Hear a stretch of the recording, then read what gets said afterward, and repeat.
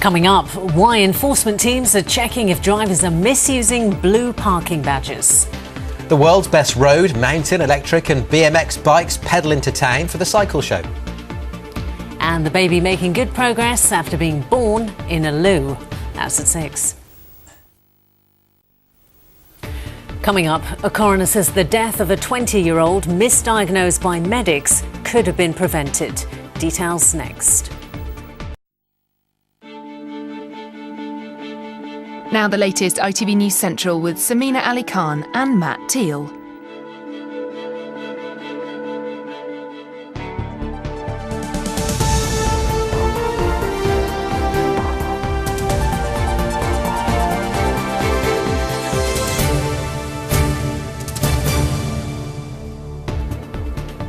Hello and welcome to the programme. Coming up, failed by Stafford Hospital. A coroner rules the death of a 20-year-old cyclist could have been prevented after being misdiagnosed by medics. It compounds the grief, and that never goes away. Never. Blue badge fraud getting tough on drivers abusing protected parking places. Born survivor, the baby who was a surprise lunchtime delivery in the loo 3 months early. And I'll be here at the cycle show with who else but Sir Chris Hoy. Going to be a good one this year? It's going to be fantastic, can't wait. Brilliant. All the details later in the programme.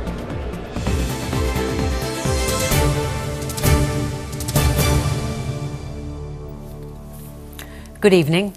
A man who died 24 hours after being treated at Stafford Hospital for a cycling accident could have survived if staff had given him appropriate treatment. Those were the findings of a coroner today after a second inquest into the death of John Moore Robinson from Leicestershire. The 20-year-old couldn't walk when he was sent home by staff. Just 24 hours later, he collapsed after his ruptured spleen went undiagnosed. Tonight, the hospital, which was described as understaffed, has again apologised unreservedly to another family who've lost a loved one. Callum Watkinson sent this report from Leicester Crown Court. For the second time today, in a second court, John Moore Robinson's family heard a second coroner pronounce a narrative verdict on their son's death, but this time with findings of neglect. Coroner Catherine Mason said that A&E staff at Stafford failed to assess John properly when he arrived, failed to monitor him properly while he was there, and failed to communicate effectively with each other about his treatment. She found there was a failure to adequately staff the A&E department, which impacted negatively on John's care. And the coroner concluded, on the balance of probabilities, his death could have been avoided. It has always been about John. To lose a loved one is the most difficult life event we will all face. But to go through this grief and their death be surrounded by lies and deceit to cover up the poor care they received is something no one should ever face. John was a lad that he worked hard and he played hard and he loved life, and that was denied him by incompetent people. A judgment they feel they can live with, but a judgment they've been waiting for the best part of a decade. It is 8 years since John Moore Robinson ruptured his spleen in a mountain bike crash, was misdiagnosed at Stafford Hospital and sent home, where he bled to death. For much of that 8 years, his parents have been fighting to secure the second inquest that ended today. And the trust employees have given the information they had to hand at the time to the coroner, we would have been 8 years down the line now. Yeah, we wouldn't have had to gone through all this agony. Shame on them. Within weeks of John's death, Mid Staffordshire NHS Trust had a report written by a consultant who said he was gravely concerned that Mr. Moore Robinson died from the effects of his accident. This unfortunate, untimely death might have been avoided had he been more properly assessed on his initial attendance. The Trust's lawyers never sent that report to the coroner, and that was the basis on which John's parents pursued and were granted a second inquest. It compounds the grief, and that never goes away. Never. it was bad enough that John died, and we will always grieve for John. But to find out that things had been hidden away makes it even worse, and we've had to fight to get the truth. Yep. And when the man who wrote that first report found out the coroner didn't get it, I was livid, and there was nothing I could do about it. The inquest had occurred, and my report hadn't been seen by the coroner. And I couldn't believe it. The Stafford Hospital public inquiry found that Mr. Fair's report probably wouldn't have changed the verdict in that first inquest, but his evidence has formed a large part of this one, which heard that Garish Sharma, the junior doctor who treated John, didn't request a scan to rule out internal bleeding. The inquest also heard that despite a paramedic noting his injuries may be life-threatening, John was left on a trolley and his trauma categorised as intermediate. Had it been identified as major, he'd have been taken into resus and placed in more experienced hands. It was an absolute tragedy. I mean, 25-minute operation, out of hospital in 5 days, back to normal fairly quickly. It's simple surgery and it's totally survivable. And that, for John's parents, was the hardest thing to hear, that their son died one of Stafford's needless deaths. Callum Watkinson, ITV News, Leicester. Well, tonight, Stafford Hospital have apologised to the Robinson family. The chief executive of the trust said the tragic loss of his life could have and should have been prevented.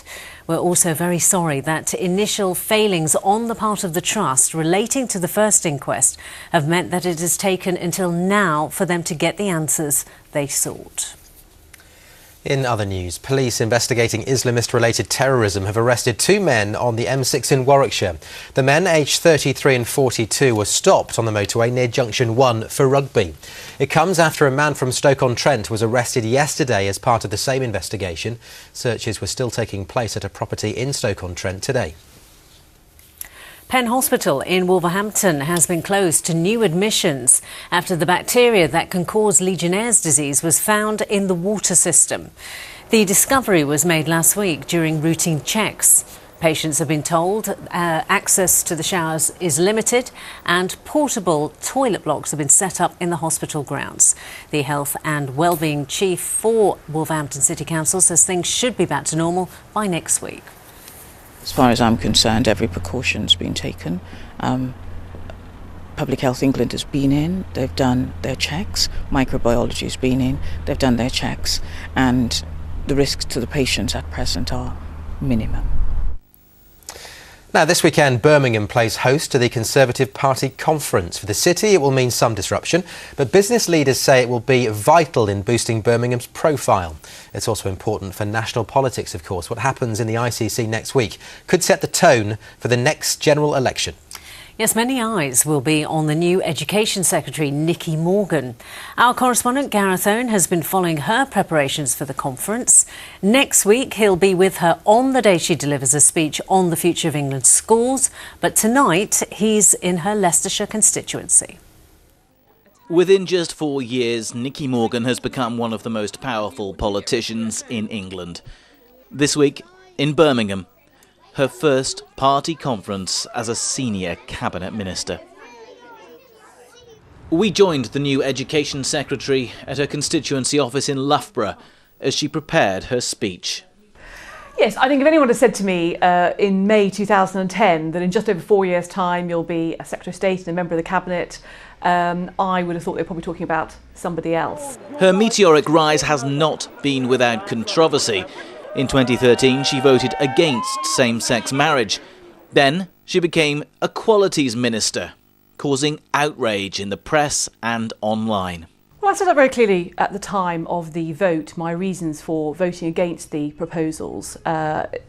partly to do with the huge volume of correspondence I'd received from constituents as a result also of my own personal faith.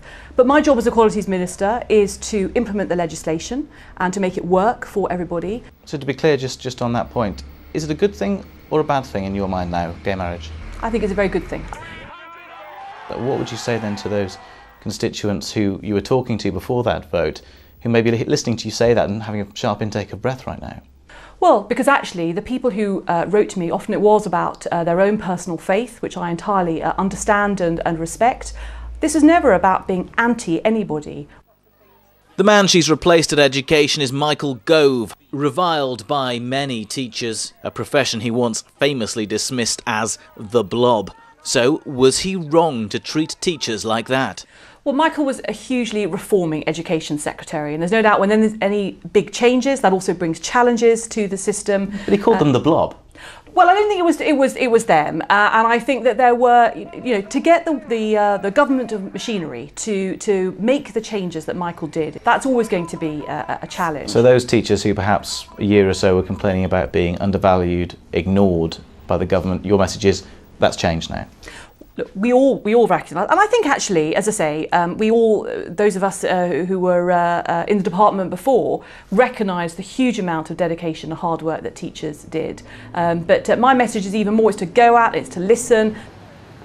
Is there a part of you thinking, you know what, this could actually be my last conference? It's not a safe seat. You know that Labour have got you well and truly in their sights.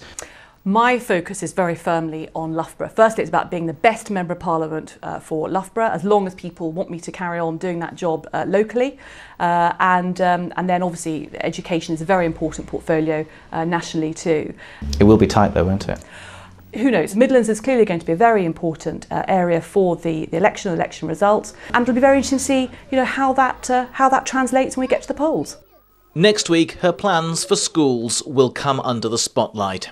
I'll be joining her at conference to find out what they are. Yes, more on that next week, and more on the website on the road closures that might affect you if you're heading into Birmingham city centre this weekend. As ever, the address itv.com/central.